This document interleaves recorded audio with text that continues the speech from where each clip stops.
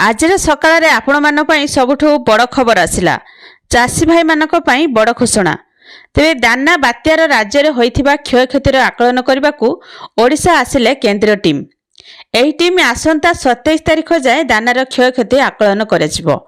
एथिपाई दाना प्रभावित जिला गस्त करिवे। तेबे दानार सबुठारु अधिक क्षतिग्रस्त होइथिबा बालेश्वर, केन्द्रापड़ा, मयूरभंज तथा जगतसिंहपुर आदि जिला गस्त करिवो एही टीम।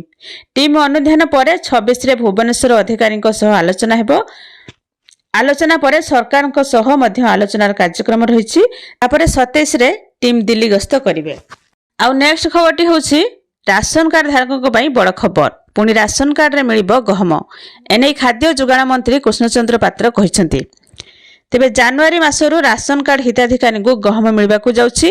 तेबे केउ जिल्लार केते आवश्यक गहम से नै विभाग तरफरु प्रस्तुति जारी रहिछि। लोकंकर चाहिदा हिसाब रे गहम दिया जिवो। एने खाद्य जोगाण मंत्री कृष्णचंद्र पात्रंकर सूचना।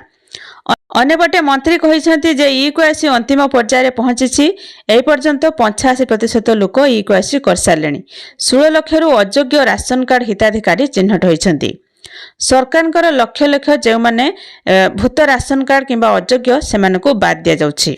राशन कार्ड रु बाद पड़िबे 16 लाख अयोग्य हिताधिकारी। तेबे आ अल्प दिन भितर ई-क्वासी जांच शेष हेबो। एहा परे जो माने अयोग्य थिबे राज्य सरकार सेमानकर कार्ड काटिबे। आ नुआ राशन कार्ड जनवरी मासरे मिलवा जाउछि। जो माने नुआ राशन कार्ड जो मानकर राशन कार्ड नहीं, जो माने नुआ राशन कार्ड पई अप्लाई करथिले सेमानकु नुआ राशन कार्ड मिलवा जाउछि। तेबे आपण मानकु जनवरी रे नुआ राशन कार्ड सहित गहम एवं चाउल मध्य मिलिबो।